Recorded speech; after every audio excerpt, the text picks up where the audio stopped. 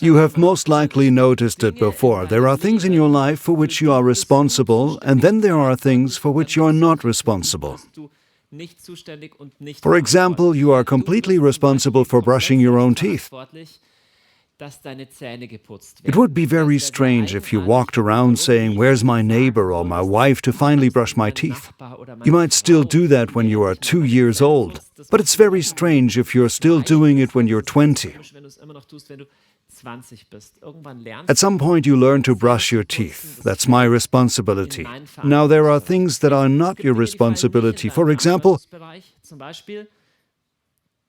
whether someone else has brushed their teeth. So it would be quite strange if you walked around asking, "Oh, who do I have to brush all these teeth for?" Because somehow you would know that each person is responsible for their own teeth. Now, in many areas of our life, we understand this. For example, when it comes to brushing your teeth, that's not a question. But in many other areas, we don't get it as well. For example, when it comes to our feelings and emotions. Have you ever noticed how often we say things like, "I'm so stressed right now because my boss is always giving me so much work"?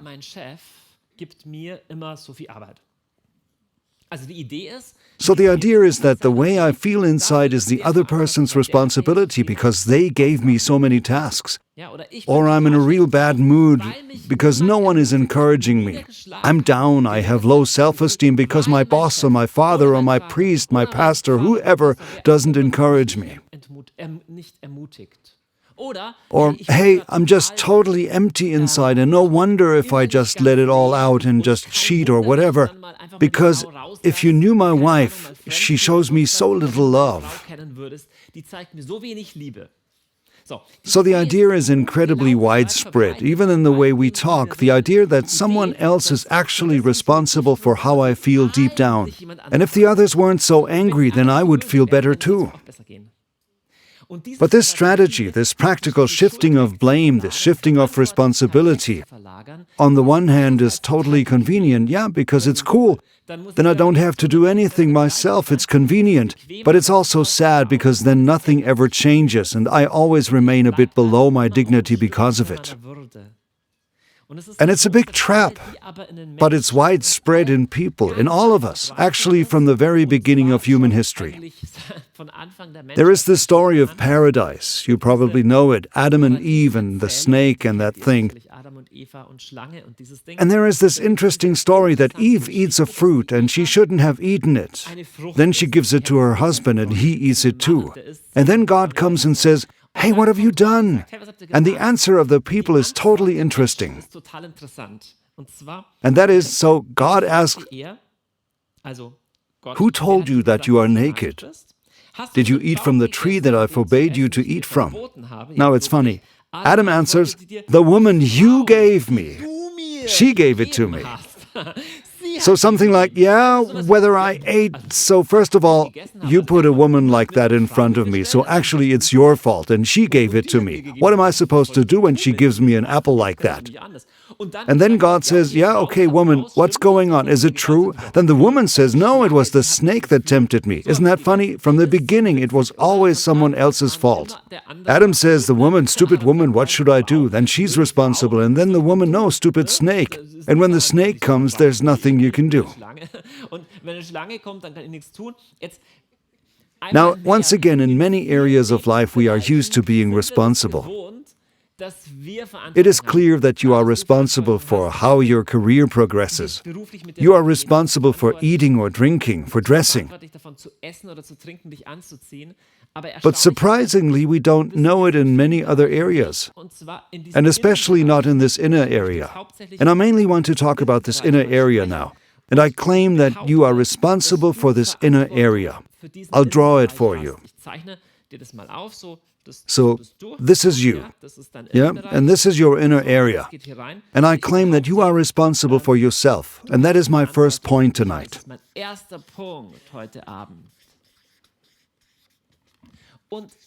That may not sound like a total revelation. Of course I'm responsible for myself.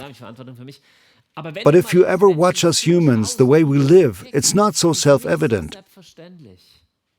It's funny. There are all kinds of excuses.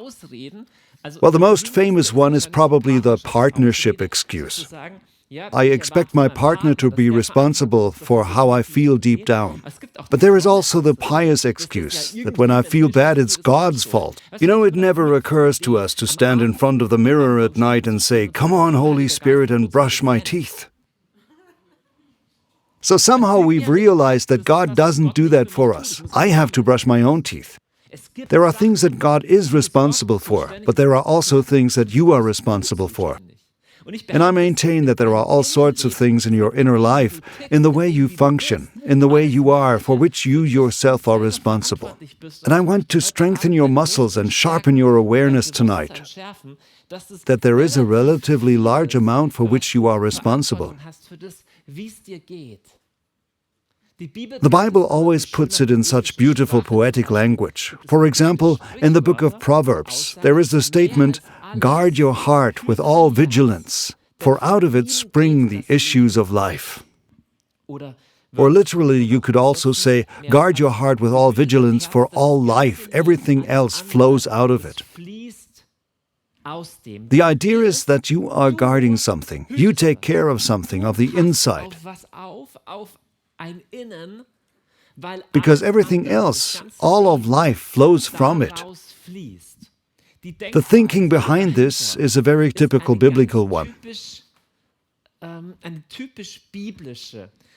that is that there is an inside, so there is a core. And if the core is healthy, then it radiates outwards.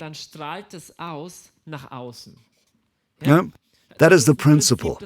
You have it in so many examples in the Bible. The inside always radiates outwards.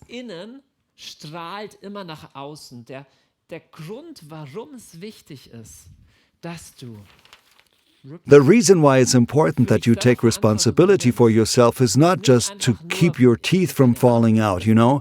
Yeah, that too. But because everything that grows within you and how you treat yourself will sooner or later radiate outwards and have an effect. früher oder später nach außen strahlt und Auswirkungen hat. The Bible says, "Guard your heart, for out of it springs the issues of life." So everything else radiates out and it gets even more precise. I would like to expand on this thought with a few other examples. Noch ein paar anderen Beispielen und anderen Sätzen noch vertiefen. Centuries later, Jesus said something very similar. So make sure that there is not darkness within you instead of light.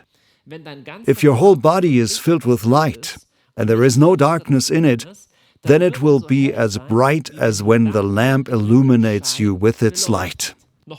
Again, same idea, inside and outside. Jesus says, pay attention to what is inside.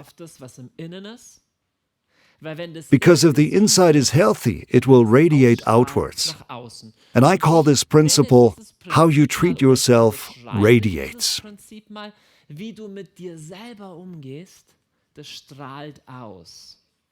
How you treat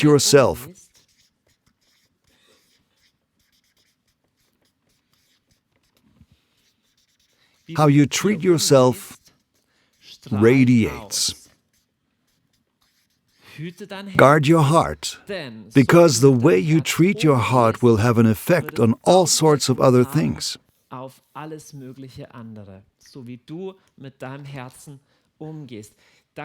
This brings us to one of the most famous Christian principles of all. Or rather, it's usually the only principle that people still know from Christianity. The famous Christian charity. Yeah, many people think that Christianity is simply about always being a nice person. But it's quite interesting to see how this commandment of love for your neighbor is understood in the Bible. The following is said again and again, already in the Old Testament, then with Jesus and here with Paul. He says, the whole law is contained in this. He says the whole law is summarized in this one thing, you shall love your neighbor. And the interesting thing is that in the Bible, if I see it correctly, this addition is never missing as yourself. That's interesting because obviously it's assumed, on the one hand, that it's important and somehow okay to love yourself. It doesn't say love your neighbor and hate yourself. Love your neighbor and what happens to you doesn't matter. And it doesn't say that you should love your neighbor and also yourself. It is this as. It's as if these two things are connected. And I suspect that it's indeed the case. That we will love our neighbor as we love ourselves. The problem is, there are many people who completely hate and detest themselves. And the problem is, how you treat yourself, it radiates. Those who don't allow themselves anything usually don't allow others anything either. So what it won't be about this evening is something like, just live it up, do whatever you want. But you only have one heart. And with that heart you will either love or be narrow. And loving God, loving your neighbor, and being good to yourself, these are all connected. You can't separate them. In the first letter of John, the author says, you cannot say that you love God if you don't love your neighbor. And then we read here that we should love our neighbor as ourselves. That means that these two areas are obviously inseparable. Now let's think for a moment about what it actually means to love a person. When you love someone, what do?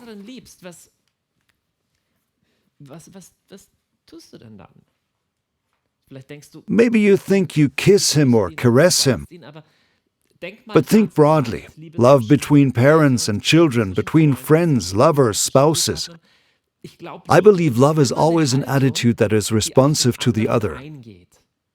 So, love always means I perceive who you are and what is on your heart, and I respond to it, right? It seems to me that this is the basis. Augustine once said this very profound sentence, love says, volo ut sis. Love says, I want you to be. Love says, I want you to be. That is, love is this attitude, I see who you are, I respond to that and I affirm it. But do you understand that this is connected to the fact that you first see that you are engaging with this person? Love doesn't mean that I have an ideal image of you and I am completely infatuated with that ideal image. But what if you don't live up to it? Being in love is often just clinging to such an ideal, often. And true love always says, what you are now, where you are good and bad right now, what you need right now, you are fundamentally affirmed and accepted in that. That, dear ones, is love. That is what's called love. And that begins with this attitude of, I am open to you. So how can you love someone if you don't listen to them? How can you love someone if you're not open to them? And I came across something very interesting. In the Epistle of James, which is one of the New Testament letters, there is also a talk about interacting with one another and about loving one's neighbor. And then it points to a topic, and that is listening. And James writes, I find it challenging. I am someone who talks a lot. I am quick to speak. And James says, because a man should be quick to listen, but slow to speak and not quick to anger. I basically believe that most people are not very good listeners. Not because we are angry, but because we are full of our own stuff, and therefore not open to others. So the thesis I represent is that love always has something to do with listening first perceiving and what is really there. So, and now you have to think a little, because now I am combining two important thoughts. When Paul and Jesus say, you should love your neighbor as yourself. And if love means to tune in and listen to what you really need and what you really want to say, what would healthy self-love mean?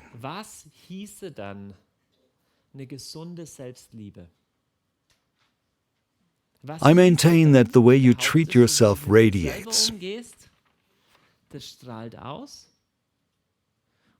And I maintain that you are responsible not for everything. Well, if you are seriously ill and can't change anything, or if you suffer a stroke of fate, that's different. But you are responsible for yourself. But what would a healthy and good way of dealing with yourself look like? It would look like this. First of all, you notice and look at what is actually going on. It's like when your partner comes home from work and you never ask, "How are you actually doing?"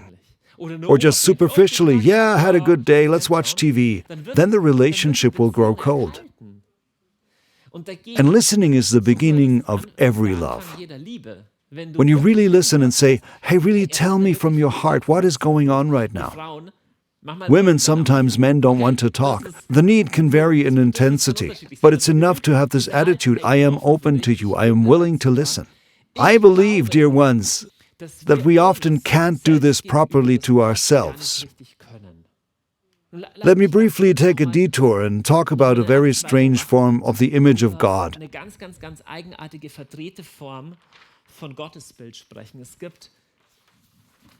There are too many Christians, or even people who are not Christians at all, but who have some weird idea of God, who believe that in the end God doesn't care if I'm doing well. An awful lot of people believe that. They believe that God is primarily interested in me functioning somehow, that I fulfill some laws and that I somehow fit into a grid.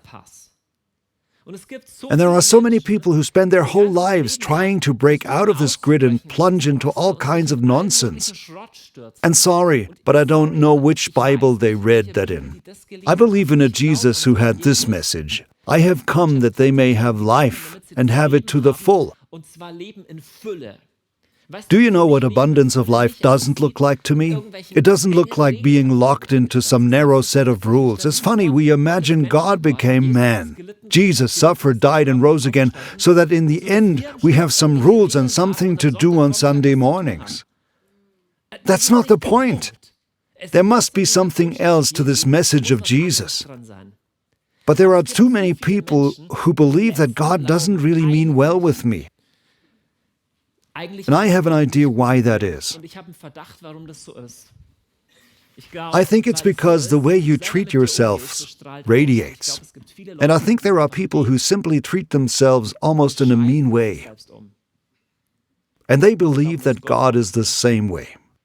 There are so many people who don't need any discouragement, who don't need people to beat them up from the outside. They do that themselves. They don't need a boss to stress them out either. They do that themselves. They don't need anyone to watch out and say, "Don't drink too much, don't eat too much, don't have too much fun." They do it all themselves. It's crazy. Maybe you're affected too. When you watch yourself live, can I ask you, do you actually treat yourself well? Or do you actually treat yourself absolutely badly? If you were a dad and your child at the same time, would you be a good dad, or would you actually have to say, "Wow, that's child abuse"? I'm serious. The joke is, many people think that God is like that too. He wants some laws, and with God it is never enough. "Yeah, you never prayed enough, never donated enough, never were pure enough. Yeah, I caught you again, you did something bad, I knew it." And people think that's how God is. The only thing is, look at the God that Jesus preached. Jesus preached things like this: "My Father in heaven makes the sun rise and sends rain on the good and the bad." That makes us indignant, and we think, hang on, that's not right. The bad guys have no right to sunshine. They should be punished. And in God, there is obviously a vastness to say rain and sun for free everybody gets. And then Jesus does a miracle and thinks about what such an appearance would be like. Yeah, after millions of years on Earth's history, God becomes human, and he thinks, what could I do first as a miracle? Let me go to a party where all the wine has already been drunk. And what miracle would they need? I don't know. Jesus handing out flyers for Alcoholics Anonymous? Or he said, "I'll just make you all sober up again." Now, I'm not preaching alcoholism, don't get me wrong, but it's amazing that Jesus says that what they need right now is 600 liters of wine, and he chooses that as his first miracle. Seriously, are you telling me that this God somehow has a problem with doing something good to you? He can even do something good for himself. He treats himself to a day of rest. That's awesome, isn't it? And not because he was exhausted. God wasn't exhausted, but just because he could. And Jesus had no problem with pampering himself either. It's remarkable. There's a woman who pours perfume worth thousands of euros over him. That's an enormous amount of money that is described. And the others have a problem with Jesus being pampered like that. And you know who doesn't have a problem with it? Jesus. He says, leave the woman alone. She has done a good work for me. Seriously, you treat yourself worse than God treats you. God is more gracious and tender and benevolent and caring towards you than you are towards yourself. And self-love, or a healthy way of dealing with yourself, is not something where God says, yeah, but then you also have to be good and functional again quickly. God put Adam and Eve in a garden, not in a factory or in a galley to row.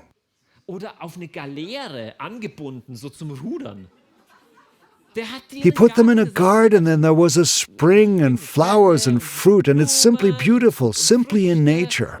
That's how God created you. And have you ever noticed that the best things in life are all undeserved and free anyway? The most beautiful things in life that come to mind are the love of people, sunlight, air, and water. A good glass of water, or sunlight, or air, or a dear person, you can't pay for any of that. It's all yours. Where do you get the idea that God could be so narrow-minded and that in the end he wants you to say, okay, I'll sign the contract, I'll follow you. But then he says, okay, now I got you. Your life will be bleak but pious. Sorry, I don't see this in God anywhere. I want to promote the idea that we learn to treat ourselves as well as God treats us. And now I have come back to the train of thought with the Epistle of James and with listening. I have claimed that love always has to do with listening and with responding to the "How are you doing right now?"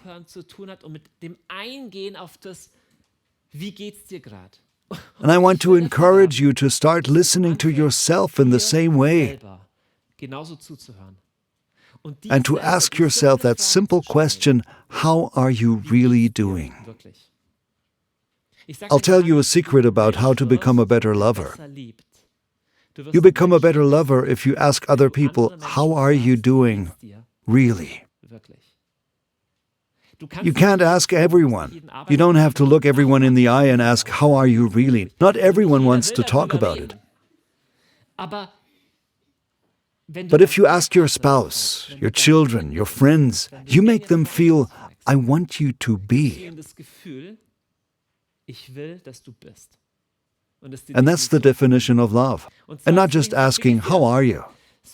But how are you really? And I want to encourage you to start asking, how am I really?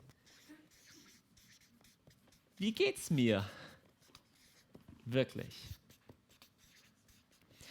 Because it may be that at first, just as when your partner or an acquaintance asks you how you are, you say, a bit busy at the moment, I'll be fine again. Look, the really is important, this pause and this okay.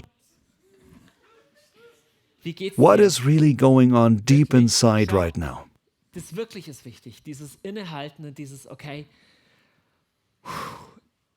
You can think of it once more in a very simplified way. That's you again. Yeah, your belly. Stark vereinfacht dargestellt. Das ist dein Bauch. So, ja? Ja? I'm deliberately putting this in a way because often all sorts of things are grumbling inside us and we don't even realize it. And we're just in our heads and are planning our stuff, and this question, how am I really, asks this question. It asks, hey, what is really going on? It may take you some time to answer this. How am I deep down? How am I really? And you'll notice that the better you get at asking yourself this question, the better you'll get at asking it others too. Bei anderen Menschen diese Fragen zu stellen. Und hier, ich glaube, oft And I think often we don't take the time for it at all. We're just in this movie, or we have this inner phrases like, yeah, an India knows no pain, grit your teeth and move on. Who's going to get sentimental and whiny here? There's a job to do. I come from a farming background and we have a business at home, or I'm a teacher, or I have 4 kids, and so on. And the idea behind it is, actually, I'm not that important myself. Actually, I don't have to look, I just keep on going. But you know what? How you treat yourself radiates. And you can't be hard on yourself without being hard on the outside. It doesn't work that way. And you can't even be hard on yourself in the name of the Lord. And then you can try to be totally loving on the outside, and you know what will happen? You will radiate exactly how you treat yourself. You cannot love your neighbor better than yourself. You will love your neighbor as well as yourself, and you will beat, oppress, despise your neighbor as yourself. That's how we humans function, because you only have that one heart. Often we don't take time for it at all. We really have such sentences as, just grit your teeth, come on, or it's not important. But people still feel it, and do you know who often feels it too? Your body. You are a unity of body, spirit, and soul. The soul is your emotions, the spirit is where you are open to God, and then there is your body. And often it's like this.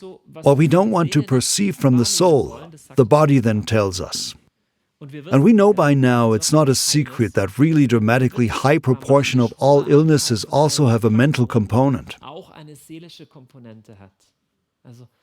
So when it comes to spinal disorders or gastrointestinal problems, but also more complex diseases, even autoimmune diseases or allergies and everything else, medicine often gropes in the dark because it's often not so easy to grasp. But there is a close connection between the two, and basically, it's always like this. If you look beforehand and take your time, the truth will break through in a less destructive way. So if you don't look at it, the truth will catch up with you anyway, but then it will be much stronger. It's the same with your children. If you never listen to them or to your spouse, sooner or later everything will come out, but then at full strength. And if you take the time to ask this question early on, you'll find out sooner. I maintain that a very large part of major crises in life, and I mean psychological crisis, relationship crisis, even physical crises, is due to the fact that you never asked the question. Or just quickly, yeah, I'll be fine. I'll take a night off tonight. I'll have another beer and then I'll be fine. How am I really? Pausing. That's sometimes threatening because you think, okay, what will come out? But it's the only way to get real. Now we're going one step further because you might say, all right, how am I really? Wow, I've just finished, I need a 2-week vacation first. Or I come home, I'm stressed, I need a bag of chips first. I need a can of beer first. And it may be that the first impulse is, I'll just check how am I doing and I need something. I'll go out and just shit on everything. And there is a subtle distinction here. There are also people who start therapy or go to a self-help and self-discovery seminar and come back and are suddenly totally egoistic. People like that exist. So I have to realize myself now. And what comes out is often totally weird, or it ruins relationships. And that's why my question, and this brings us to the 4th point, is whether everything we do when we treat ourselves is actually good. This lecture is called Treat Yourself. And first of all, I'm telling you can treat yourself because you are worth something, and because you are worth something to God. And if you can't enjoy, if you can't treat yourself, then you have thought too small of God. But if you can no longer treat yourself to a nice glass of wine or a nice hot bath or just a day in the mountains or a nice vacation that is a bit more expensive than it should be because 1,000 voices are saying, you can't, then I really invite you to think about the God of Jesus, who throws one party after another. In every parable, a party is thrown, regardless of whether a sheep is found, a coin, or a son. No matter what, the result is always a party. And there is an inner spaciousness there. Even the lost son who stinks like a pig is given a ring and new shoes and a robe. He is not as small as pious people often are. He is not as narrow and not as religious as pious people often are. Have you noticed there are no ads on this channel? This is the only one. One reason for that, this channel is funded by donations only. If you want to help us to continue with this work, you find everything about supporting us below in the description. Now enjoy the rest of the video. And now I am going to ask the question further. In the name of I am treating myself, even extreme things are done. I believe that one of the main reasons why people commit adultery is that. The people think, hey, I was in a relationship where I only functioned, where I wasn't myself at all, where I didn't have any room to breathe anymore, when I only functioned and at some point I have to break out or make other drastic life decisions. At 45, I'll throw everything away.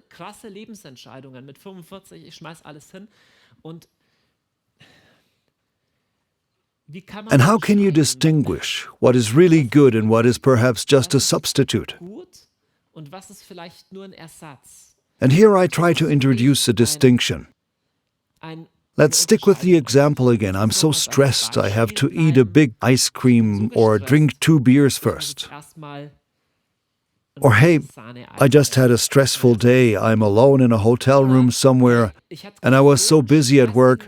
Hey, if I watch a porn today, hey, I can treat myself to that, right?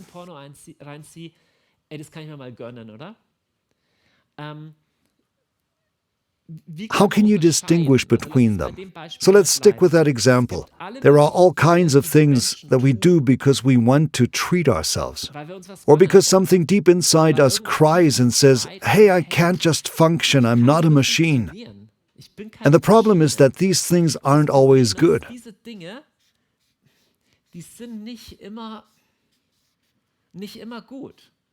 So these are just symbols for all kinds of things that we do. And everyone has a different pattern. Everyone has a different favorite things that they do to deal with something.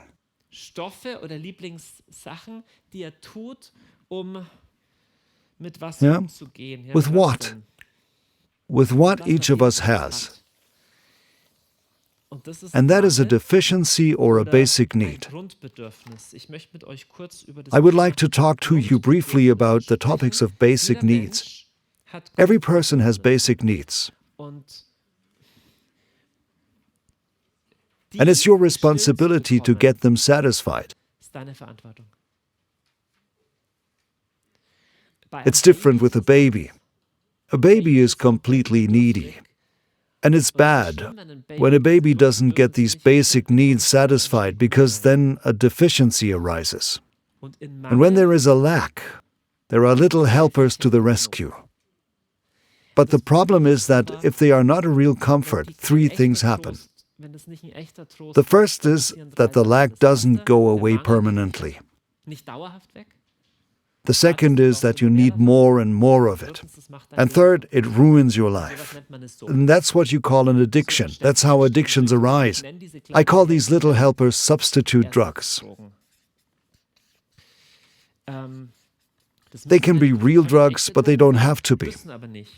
They can also be more harmless things, like simply plunging into even more work. Then the pain goes away. Immerse yourself in even more media, then the pain goes away. Jump into a new relationship, just eat more, then I have to smoke more, drink more, then I have to whatever, get stuff on the internet, just so the pain goes away. And the point is, getting a substitute drug is a bit better and a bit more humane than becoming a machine.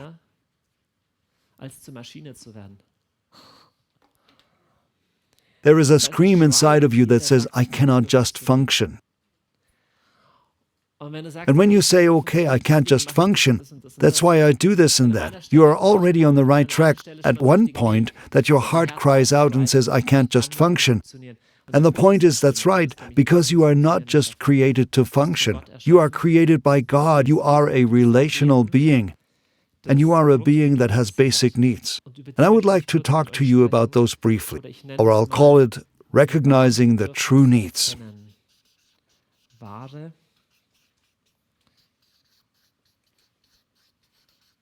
Recognizing true needs. Let's go back to the example from before, the parents who respond emotionally to their child or don't respond emotionally to their child. Not always is what the child says, I want this now, the true need. I'll give you an example.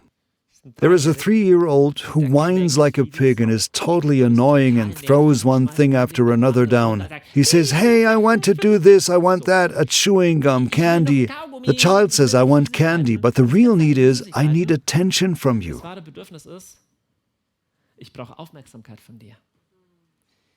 And the child really needs attention, but maybe not candy. And that's how you work too. And when the child is grounded in this, hey, there is someone who takes care of my true needs, and hey, there are no perfect parents, but that's the way it is, then something inside the child becomes quiet. That it realizes, okay, I can now do without sweets if necessary. And you have those sweets in your life. All of us do. And the point is, our Father in heaven is not the policeman who says, got you again. You've got your fingers in the honey jar again.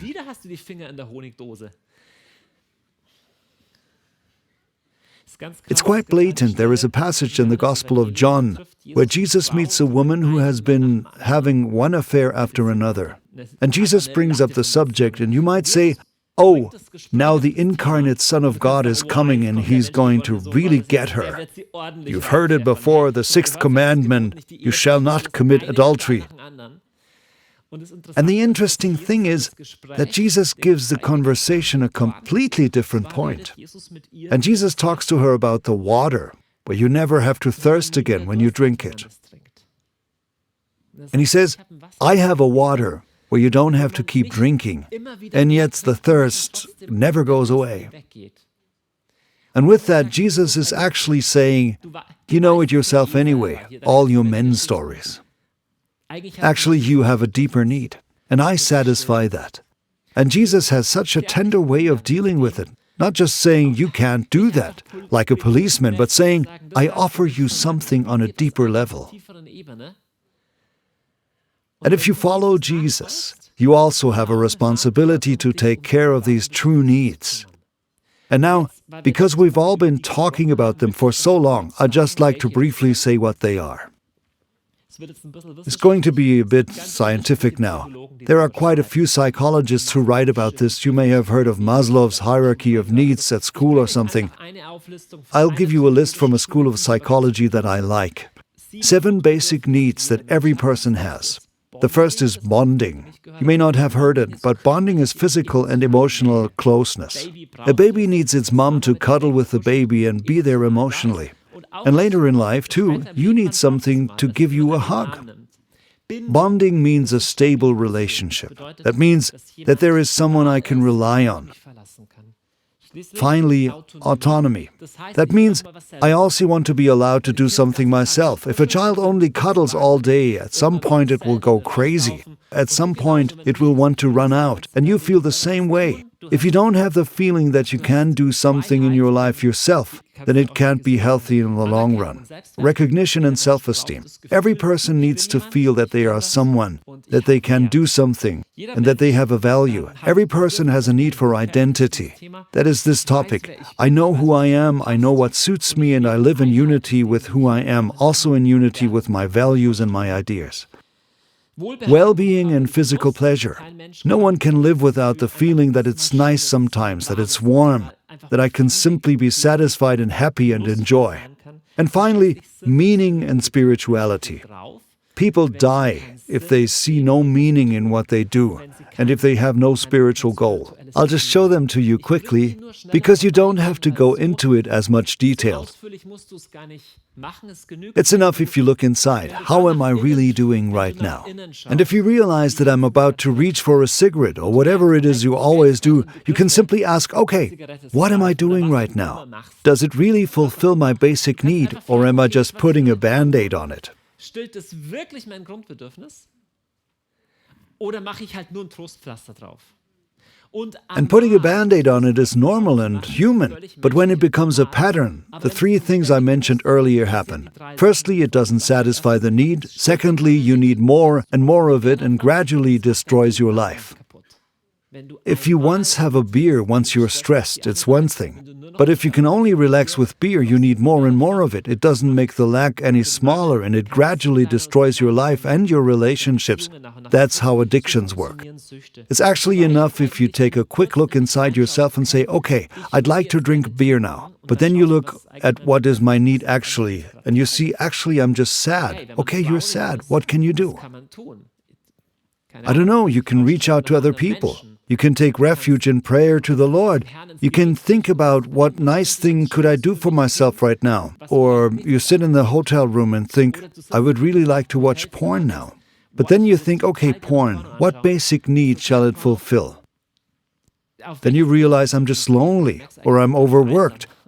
Sometimes it's just that. I'm just stressed. Okay, what do you do about stress? Cigarettes, porn won't take away all the stress in your life. But it does mean that you have a responsibility to look at things. Okay, if I'm chronically overwhelmed and I have responsibilities, then I have to reduce the stress. I think that a large part of our negative behavior patterns and sins are nothing more than such substitute treats. And the main point is not stop all this crap, but the main point is take responsibility for these true needs. And then also say no. There are things you just have to say no to. And that's not the solution. The solution is not to become a cold robot that never indulges in anything again. You are supposed to come to a life in abundance here with the Lord. And then you can just have a more relaxed relationship with Him and say, I don't need that. Why should I still need this? There is a wonderful passage in the Bible where Jesus is asked how you can love your neighbor. And that also applies to yourself. Jesus answers the question of how to love your neighbor with the story of someone who has been beaten up and is lying in the ditch. And then he says, then a man came from Samaria who was traveling. And when he saw him, he had compassion, went to him, poured oil and wine on his wounds and bandaged him. Then he lifted him onto his mount, took him to an inn and cared for him. You have to see how much tenderness is in these words. First of all, he sees what is needed. And then he stops and takes his time. So he takes the detour, lifts him onto his mount, and then he sees what he needs and takes oil and wine to his wounds and bandages him. Again, Jesus tells the story in answer to the question of how to love one's neighbor. I'll read you a quote from the psychologist Carl Gustav Jung. Not everything he says is good, but this quote is good. He talks about loving your neighbor. Feeding the hungry, forgiving an insult, loving my enemy in the name of Christ, these are undoubtedly great virtues. Whatever I do for the least of my brothers, I do for Christ. But what if I discover that the least of all, the poorest of all beggars, the most insolent of all wrongdoers, is the actual enemy? Me. What then?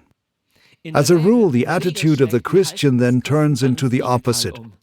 There is no longer any talk of love or patience. We say to the brother in us, monster, and condemn and rage against ourselves. We hide it from the world, refusing to admit that we have ever encountered this poorest of the poor within ourselves. What would your life look like if you treated yourself the way the Samaritan treated this wounded man the day you feel your needs? When you realize, whoa, I'm not doing well at all, I'm overworked, I'm lonely right now, I've been hurt, I'm drained right now, you would deal with it in such a way that you would stop, look, take a detour, and say, okay, oil, wine, bandage. Öl, Wein, Verband. And then you would take this injured person to an innkeeper. That's interesting. He then takes him to a hostel. And you don't have to worry about yourself in the last one either. But in the last one, there is also a hostel for you, where you can take yourself. And we'll come to that in a moment. Another quote on the same topic, the topic of good treatment of oneself. This is a text that is almost 1,000 years old. In 1153, as far as I know, a Cistercian monk was ordained pope, namely Pope Eugene III. He was not pope for that long, only 8 years, but also played a role in the Second Crusade. And Bernard of Clairvaux was the former spiritual abbot of this monk, who became then pope. That is, the pope was then and still is today an incredibly important office with a lot to do. And Bernard of Clairvaux writes a letter to Pope Eugene III, his student.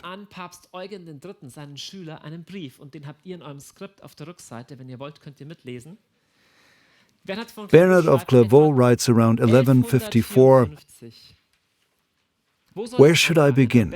It's best to start with your numerous occupations, because that's what I feel most sorry for you about. I fear that you, wedged in your numerous occupations, no longer see a way out and therefore harden your forehead, that you gradually lose your sense of a thoroughly correct and salutary pain. It is much wiser to withdraw from your occupations from time to time than to let them pull you and gradually lead you to a point where you don't want to end up." You ask at what point?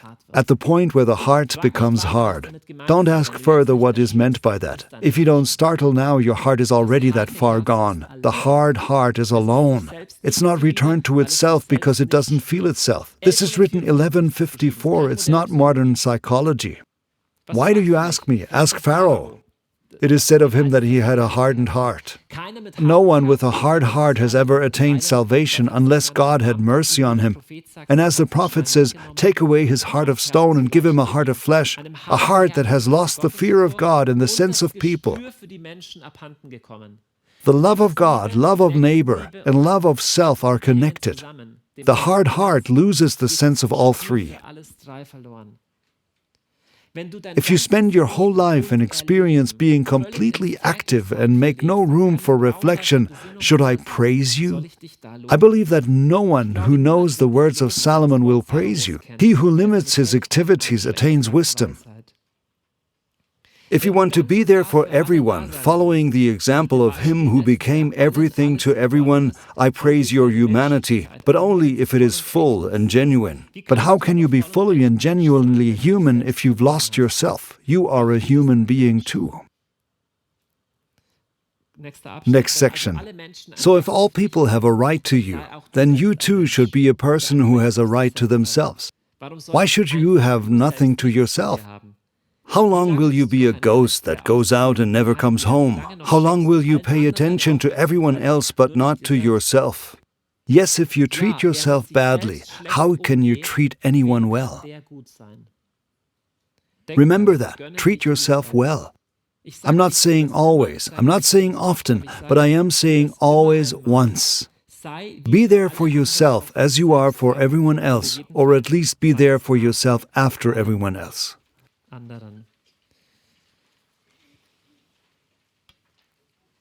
We will get practical in a moment, but before we do, one last very tender and beautiful Bible verse about this beautiful way of dealing with oneself.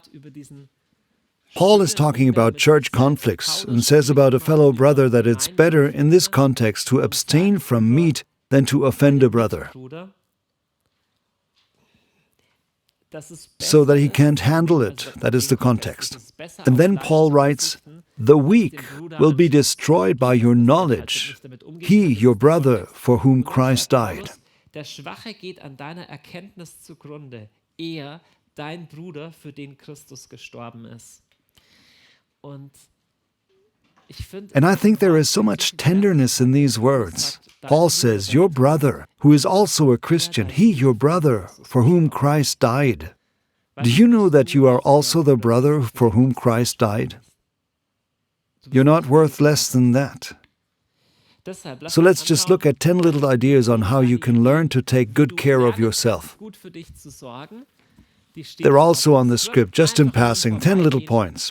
The first one, a biblical commandment, Sabbath. 24 hours a week at a time, no work. And no work means no work. So just do what serves your relationship with God, your own joy or other relationships. Surprisingly, many Christians don't do that. That's a strong biblical commandment. Second tip, offline. Clear your mind by simply going without media or the computer or the internet for 24 hours a week, 2 weeks on vacation. Komplett auf Medien oder auf den Computer oder auf Internet verzichtest. Third, fasting. May not sound like treating yourself well, but fasting reduces your activity. You slow down, and that allows more calm to enter. Fasting is more something that reduces your stress levels and activity. Pensum an Stress und an Aktivität bisschen runterholt. Fourth, nature. Man was created in a garden, and there are few people for whom time in nature is not invigorating, happy and joyful. Maybe you don't spend enough time in nature. It sounds like very simple advice. It is, but it's profound. Fifth tip, loneliness. Especially if you are a people-oriented person, you probably have very alert social antenna. You sense how others are doing. You draw energy from it. It gives you joy. But maybe you don't realize that it's also work, also energy you give. Our brain burns a massive amount of energy when we talk and engage in conversation. It also takes energy.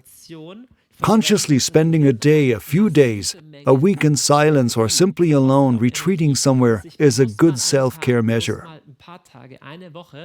In die Stille oder einfach alleine wohin zurückzuziehen, ist eine gute Maßnahme der Selbstsorge. Contemplation and prayer. In the house of prayer, we believe that prayer is not everything, but that without prayer, everything is nothing. And that if the Western world needs anything, it is the rediscovery of these spiritual roots. In the end, you recharge better with God and His presence than you do on a simple vacation. Maybe you've been on vacation before and came back from vacation stressed out. It's possible. You can use your vacation or even your weekend or just an hour a day to connect with God in a deep way. I just wrote down contemplation here. This is a form of prayer that is not so much a doing as a being there, in loving presence with God. We have many lectures and materials on the subject here if you are more interested. 7. Emotional exchange. We humans are social beings, and bonding and emotional closeness are a basic need. You don't have to have it every day, but you should have it from time to time. Do you have a good friend? Is there someone you can really trust, with whom you can really share your heart? If so, do you see someone like that regularly? Is there anything like that in your life? Do you take responsibility for having something like that in your life? You need it. Everyone needs it. Otherwise, you become cold and hard. And it doesn't depend on whether you have a life partner or not. It can be your life partner, but it doesn't have to be. It can also be a very, very good friend, an advisor, a companion. 8. Sports. You are a unity of body, mind, and soul. Sports can have something servile about them, like I have to beat records and lose 10 kilos. But sports can also be an expression of healthy self-care. Saying that is how my body feels comfortable and how I am allowed to be holistically. Then sleep. Do you sleep enough? Do you think it's important to pay attention to whether you're constantly going beyond your limits? Ob du beständig über deine Grenzen gehst? Hugs. That's very interesting. Someone who talked about the fatherly love of God here in the house of prayer told our disciples, every person has a need for touch. And if that need wasn't met as a child or even later in a healthy way, we learn to get touch in unhealthy ways. Oder auch später auf gesunde Weise lernen wir uns Berührungen zu holen auf ungesunde Weise. And there are healthy touches. Es gibt There are innocent, healthy touches. Just a hug from a good friend or just a physical closeness of someone. It doesn't have to be erotically charged. And I think a lot of what people in love relationships are looking for, deep down, it's not really a need. I absolutely have to have sex now. But the need is, I need closeness, and these changing partnerships may not give me that. Maybe it would be more of a good friend or a good hug. Art and literature. The nice thing about art and literature is that it takes us out of this just functioning. Do you incorporate something like that into your life? Reading a nice book, or going to a museum, or listening to music. And finally, the last point, I'll just call it joy of the soul. That's an umbrella term for all kinds of things. Do you consciously build things into your life from time to time that aren't necessary but are simply beautiful? Things that you look forward to 2 weeks in advance and think about 4 months later. You weren't made to just function. And that can be something really fun like wood carving or windsurfing or watching a folk music show, whatever. That can be your very own little joy. But build it into your life. You're not just a machine, and you are not just there for others. Bau sowas in dein Leben ein. Du bist nicht nur eine Maschine und du bist auch nicht nur für andere da. I come to the last and perhaps most important point. Dear ones, I asked the question earlier, what is it actually like when someone takes care of themselves? There are also people who do very strange things. They then hurt other people and throw everything overboard.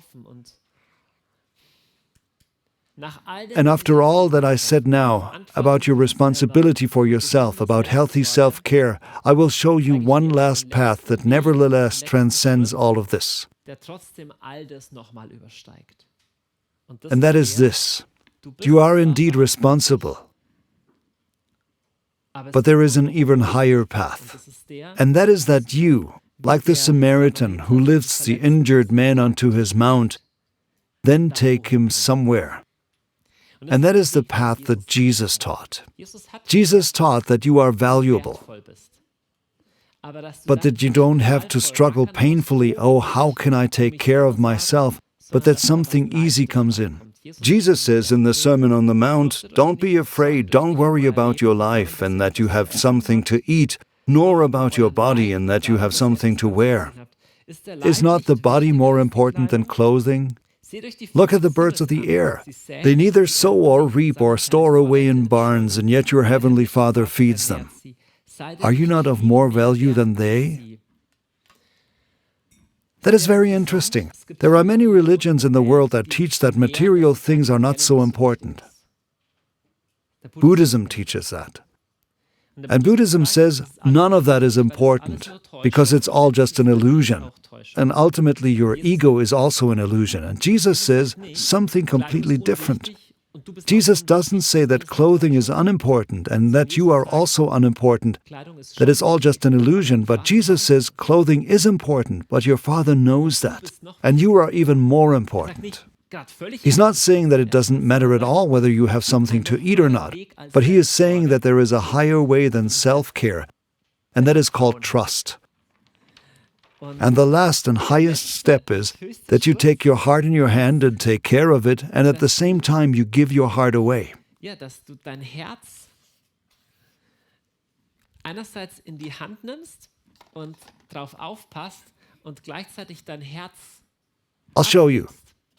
This is one hand, and this is another hand. You can imagine it. Kannst du dir vorstellen? And I take responsibility for the heart. Dieses But I'm not going to stop there, okay? Herz. I have to take care of myself now. Okay, ich muss jetzt auf mich aufpassen. Ja, wie soll You know, ich das sagen? I have Ich habe schon responsibilities, Verantwortung. but the Die responsibility Verantwortung doesn't liegt darin, end there. dass ich für mich selber That I have to sorgen muss. take care of Ich myself, weiß, es gibt but I know einen, there is one who takes care of me and I can trust him, and that he knows in the last what my needs are.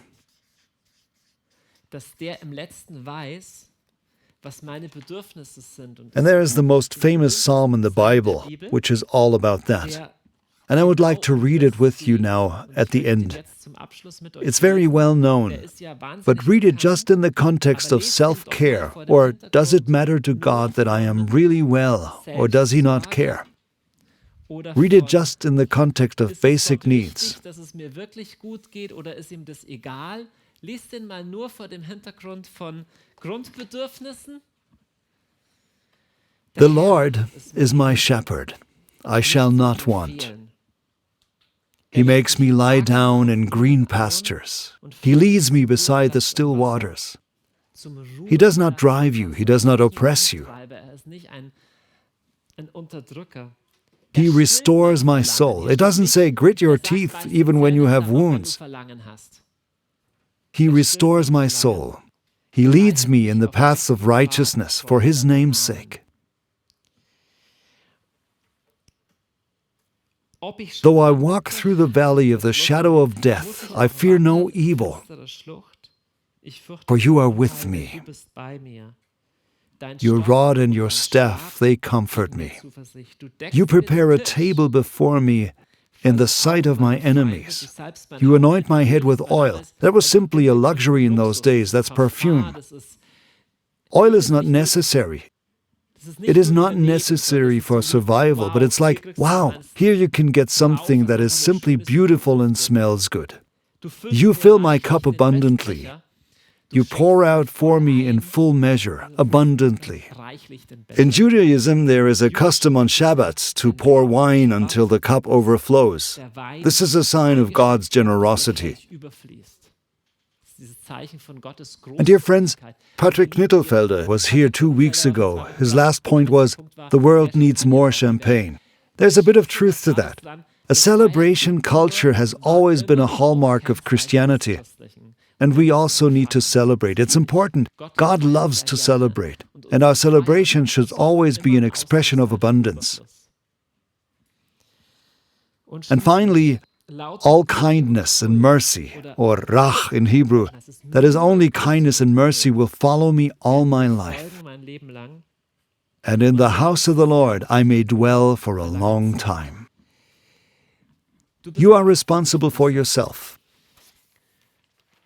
You are responsible for how you feel because you were not just created to function.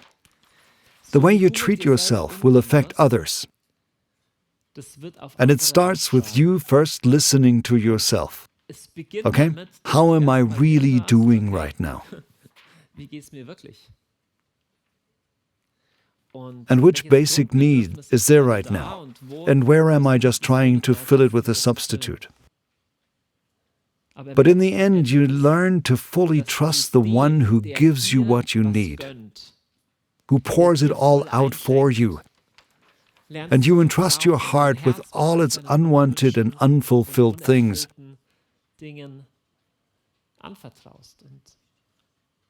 And you say, Lord, in the end, I no longer need all my games, all my power and control patterns, and any games that are supposed to fill my lack, but I run to you. And not just because I deny myself in a bad way, yeah, because all that is worth nothing, but because he is even better than you, because he cares more about you than you do. He is really good. He is really generous. He totally allows you to have, and that's why you can do it too. Allow yourself to have.